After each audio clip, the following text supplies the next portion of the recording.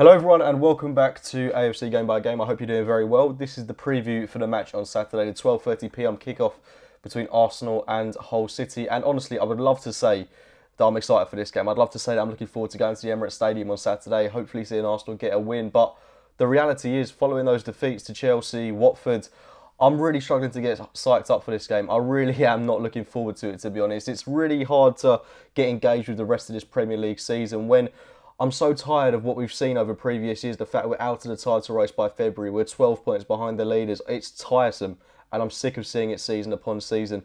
But that doesn't mean that 3 points aren't essential in this game. It's a massive game for us in terms of getting back to winning ways. We've got that game coming up after this one against Bayern Munich. It's important that we go into that game with a little bit of a more spirited performance compared to what we've seen in recent weeks. The Chelsea performance, half-heartedly, I did expect that, but the one against Watford was just a joke. It was an absolute shambles, and we've got to be picking up a result against this Hull City team on Saturday.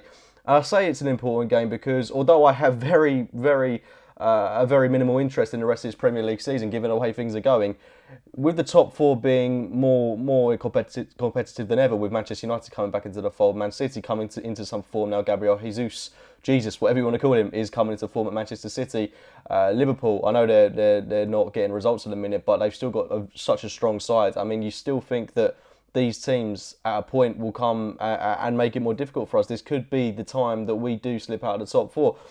It's hard to say that, given how consistent we've been in recent years, well, in the past 20 years of Arsene Wenger's tenure, how good we've been at getting a top four finish, and Arsene Wenger has to be applauded for that. So I really do see us getting a top four finish this season. But with Ozil's and Sanchez's futures hanging in the balance, it's vital to finish this season as strongly as possible to at least instill some belief that we can go into next season with a team that can at least challenge for the Premier League, because I'd love to say we've challenged for the title this season, but to be frank, we haven't. We haven't pushed Chelsea in the slightest.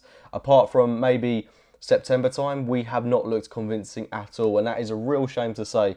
A real shame to say, because we haven't really got much to look forward to this season unless we can pull off something miraculous against Bayern Munich and maybe have a nice cup run to Wembley. But as I say, I think I speak for all Arsenal fans when I say that we're extremely tired of this repetitiveness. Anyway, I'm not going to get into that too much because that's going to be a very long-winded debate. Focusing on this whole game, they're a team that are coming into the game with a lot of confidence. They've just had a 2-0 win against a very strong Liverpool side. I know that Liverpool have been out of form this year. In fact, they've been quite frankly appalling. Jurgen Klopp hasn't been doing what he did in 2016 with them. They look very jaded. They look very lethargic. They don't look like the side that was pressing teams so highly last year. So this is a Liverpool team that was certainly there for the taking, and Hull City did very well to get 3 points against them, to score 2 goals against them as well. And De Silva has really installed some belief into what was a whole side under Mike Phelan that was just looking abysmal at times. It was looking really shaky. And let's not forget, it's a very depleted Hull City side as well. And I would say, although we beat them quite convincingly away from home earlier on in the season, it wasn't always easy at times. They did make it difficult for us. I was going to say they've got strength in depth, but what I mean to say is they've got strong characters on the pitch, like Tom Huddleston, etc. Players that can cause us problems at times. They've got some pacey players going forward.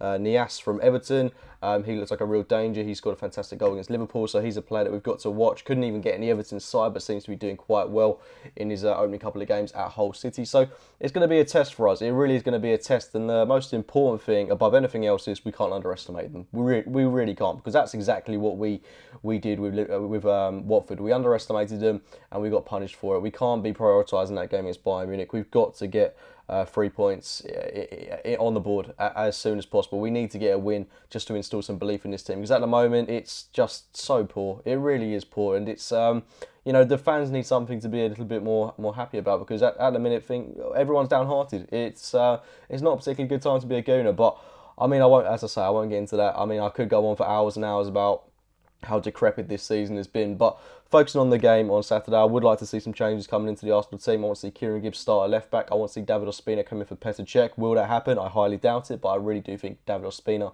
deserves a chance between the sticks.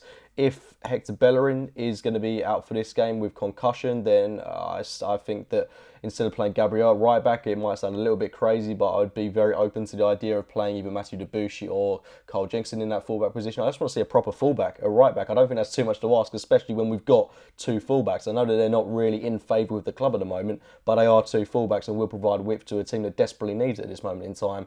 Up top, I want to see Danny Welbeck come in, and I want to see him lining up with Alexis Sanchez and Theo Walcott. That trio should cause havoc, and it's something I want to see trialled as well in the trial before that game against Bayern Munich, because I'd like to see them them line up in Germany. And in the midfield, this is where things get that little bit more interesting, because our midfield three at Chelsea was completely overrun by the players that they've got in the names of N'Golo Kante and Nemanja Matic. But in this game, I think we will hopefully dominate play. I hope that we don't get dominated by Hull City, the Emirates Stadium. But I'd like to see Ainsley Maitland-Niles come into the side instead of Francis Coquelin. And that's not to disrespect Coquelin. I know that he's certainly a player that could be pinpointed for having a poor game at Stamford Bridge. But for me, I want to see that midfield pivot of Maitland-Niles and Oxlade-Chamberlain in the way that I want to see them play in the way they did away from home against Southampton. I know that the Premier League is a completely different kettle of fish. They're coming up against a very good Hull City side at the minute. So it'll be a real test for Maitland-Niles. But the one tiny positive that we can take out of being at the title race at this point is that we do have an opportunity to blood youth players. And Maitland-Niles, for me, is definitely a player that can thrive